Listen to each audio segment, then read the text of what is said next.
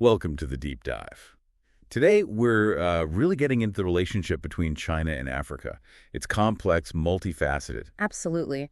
And we've got some interesting material to work with, insights from a Chinese foreign ministry director, an academic dean, and also really practical view from a Chinese entrepreneur in Zambia. Right. So our mission here Mhm. for you listening is to try and get past those simple narratives. We want to, build a clearer, more nuanced picture. Exactly. Uncover some of the surprising facts, maybe, and definitely the key perspectives driving things. It's about getting an informed understanding. Okay, so we're drawing on expert commentary and this real world business story.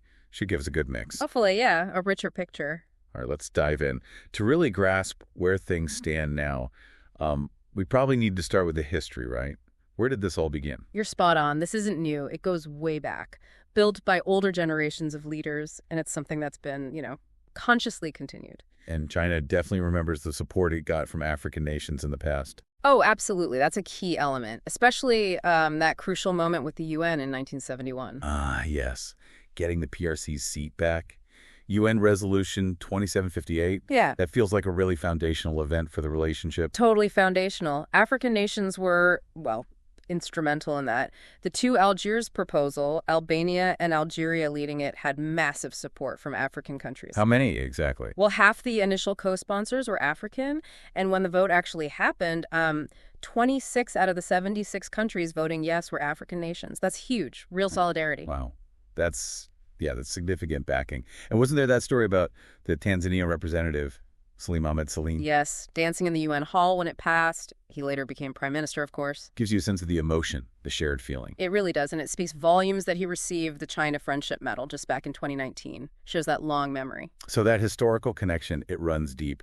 And there's also the shared history of colonialism or semi-colonialism. Yeah, right. That created a sort of natural common ground. Both China and many African nations were fighting for national liberation, independence. That shared struggle is key context. And wasn't Premier Zhu Sanlai at the Bandung Conference in 55? That seems like another important early contact point. Absolutely. Bandung was really the first big, extensive interaction between the new People's Republic and African nations. It kind of laid the groundwork. The groundwork for what exactly? For China supporting African liberation movements, and then, in turn, African nations supporting China on the international stage, like with its rights. It was reciprocal. Okay.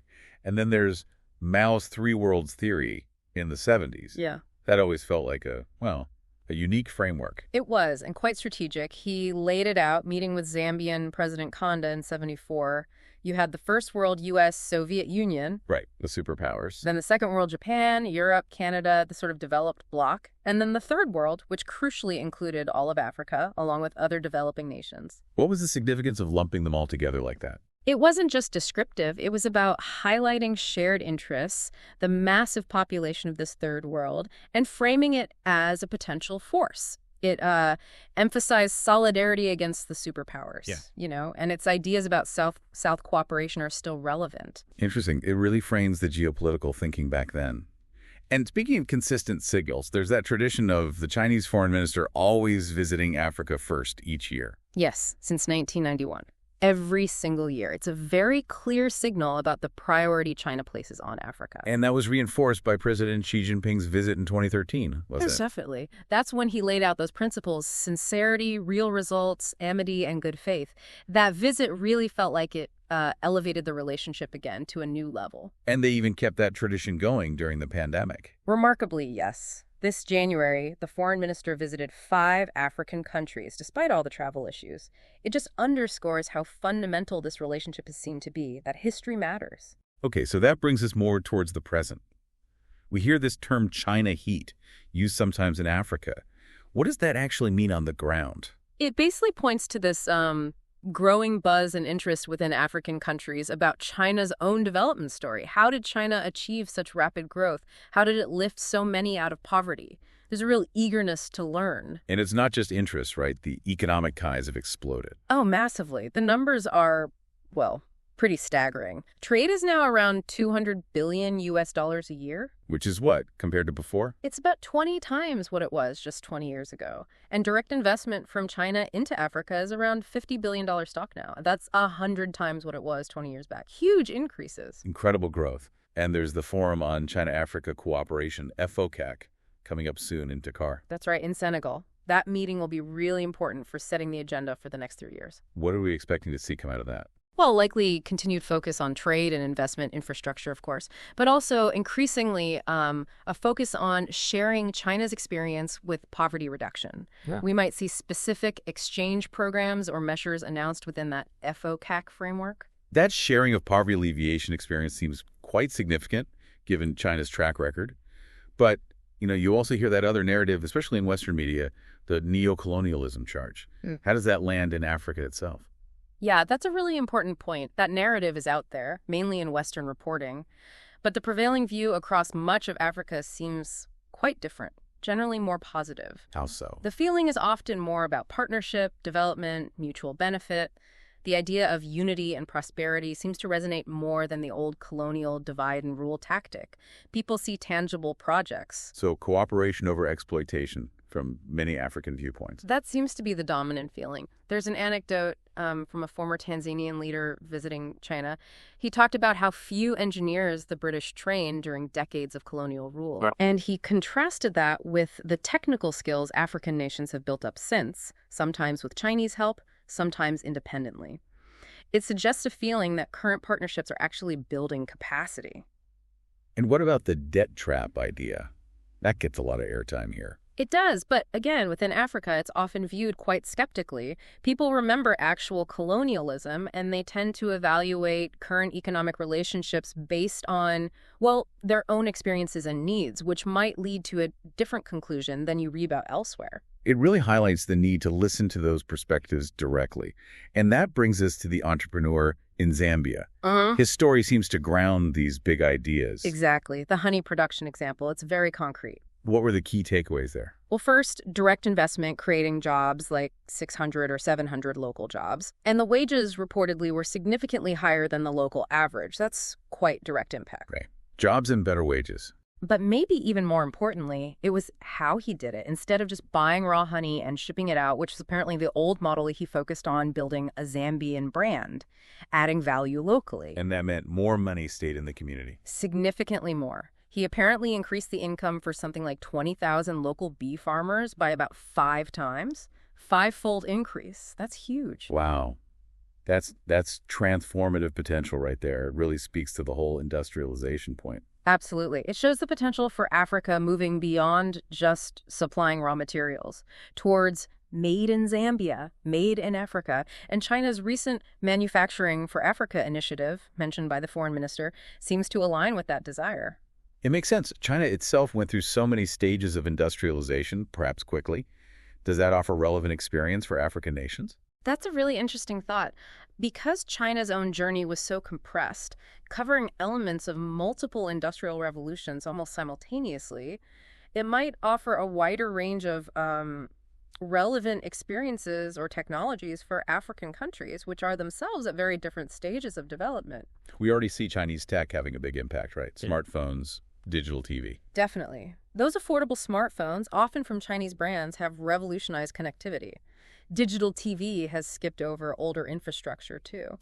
Africa kind of leapfrogs some stages there. In many ways, yes. Mobile phone and internet penetration is incredibly high in lots of places, partly because they didn't have the legacy of extensive landlines or old TV networks to replace. And some Chinese companies have been really smart about tailoring products, haven't they? Like Transsession with technophones. Yeah, that's a classic example. They apparently bought local music apps or companies to preload phones with music popular in Africa, really understanding the local market, not just selling a generic product. That localization has been key to their success. That's fascinating. Such a specific adaptation. Okay, so while the overall picture seems positive in many ways, there must be challenges and misconceptions. Oh, for sure. Misconceptions about Africa itself are still common. Thinking it's all one climate or uniformly underdeveloped or not an appealing place to visit. Which is obviously not true. Not at all. The diversity is incredible. Climates, landscapes, cultures, many economies are growing strongly. Tourism has huge potential, post-pandemic especially. But development is uneven, right? There are still major challenges. Absolutely. Development levels vary hugely across the continent. And yes, many countries still face significant hurdles. The number of least developed countries is falling, but slowly. Achieving the UN Sustainable Development Goals is still a massive task. So getting the story right on both sides is important. Yeah. Public diplomacy. Very important. In China and in Africa. To paint an accurate picture, counter the misinformation, and manage expectations realistically. And thinking about Chinese companies in Africa, what are the practical things they need to get right? Well, the basics are crucial. Operating legally, respecting local culture and customs, treating African employees fairly and equally. Are there common friction points? Sometimes issues pop up around cultural misunderstandings, maybe different expectations about management styles or how mentorship works in a workplace, things like that. But overall, the government-to-government relationships tend to be strong. And the general feeling among ordinary Africans towards Chinese investment seems, from the available information, largely favorable. But you mentioned external factors. Western media narratives, some NGOs. Yes, those can definitely shape perceptions. Some Western-funded NGOs in Africa might promote critical viewpoints, and Western media narratives often focus on negative aspects or interpretations, like the neocolonialism angle. So that makes it important for China and African partners to tell their own story. Exactly. Telling China's story well, as they say, but also ensuring African voices and perspectives on the relationship are heard loud and clear. It counters those potentially skewed narratives. There are also just fundamental differences in approach, right? Values, non-interference. That's a big one. China strongly emphasizes non-interference in internal affairs, respect for sovereignty. This differs from some Western approaches that might tie aid or investment more explicitly to, say, democratic reforms or specific values. A different philosophy of international relations. Pretty much. The view often expressed by both Chinese and many African leaders is that there's no single right way to develop, no single model of democracy. Each country should choose its own path. And the idea that Africa shouldn't be a playground for big power competition. Right. That it should be a stage for cooperation that benefits Africa, not an arena where major powers jostle. The focus, they'd argue, should be on what African people actually need: better living standards, education, healthcare, security. And it's interesting how many African nations consistently vote with or support China in the UN on things like human rights issues. It suggests they have their own reading of the situation, perhaps seeing some Western criticism as politically motivated rather than purely about the issues themselves. How do geopolitical shifts, like, say, the change in U.S. administration from Trump to Biden, affect things? Did the easing of some travel restrictions from African countries by Biden register? China's official stance tends to be non-interference. They generally don't comment directly on the policies of other major powers towards third countries. So the principle is more like, if African countries find something beneficial, then it's good. Essentially, yes. It goes back to respecting sovereignty and letting countries decide their own partnerships. It contrasts with that values-based diplomacy idea and reinforces the belief in diverse paths. What about the reports we sometimes see of anti-China sentiment within Africa?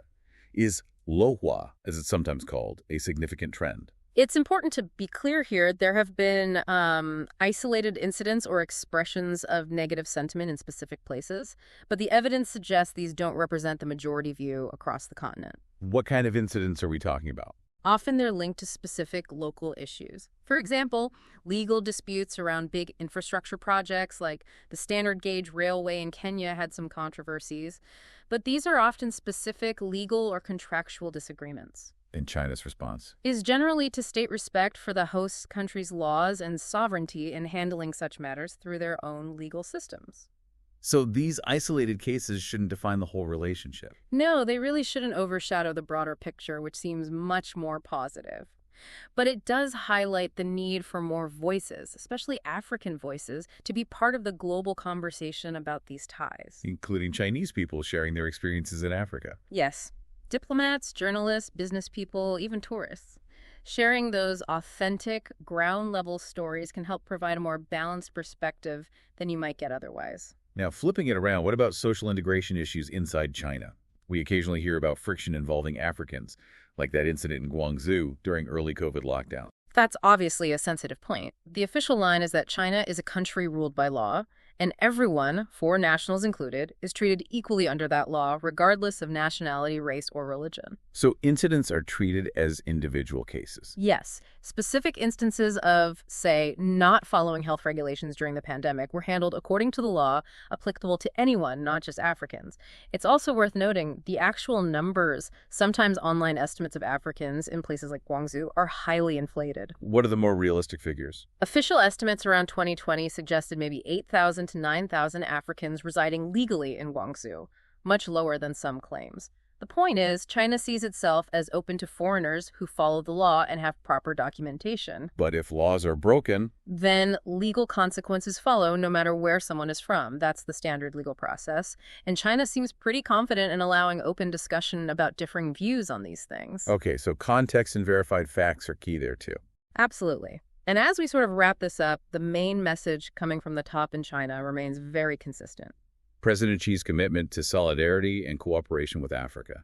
Unwavering, regardless of what's happening globally. Exactly. That core idea of mutual sincerity, respect, win-win cooperation that's presented as the fundamental basis. That's the guiding principle they emphasize for the future. So looking back at our deep dive, we've covered a lot. The historical depth, how cooperation is changing today, the African viewpoint on China's role, which is often different from what we hear elsewhere, and navigating all these complex narratives. Yeah, and for me, some real aha moments were, well, first, just how critical that African support was for China getting back into the UN. That's often underplayed. Definitely. Second, the sheer tangible impact of some investments, like that Zambian honey story jobs, branding, massive income boost, real stuff. And third, that divergence on the neocolonialism idea, how different it looks from inside Africa often. So for you listening, we hope this discussion has given you more texture and detail, something to encourage you to look past the easy headlines on this really important relationship. And maybe a final thought to leave you with. Thinking about those deep historical roots, the huge economic links now, what do you see as the biggest future opportunities and maybe the biggest challenges for China-Africa relations in this changing world? And how much difference can individual understanding, getting the information right, actually make in shaping that future? Something to ponder.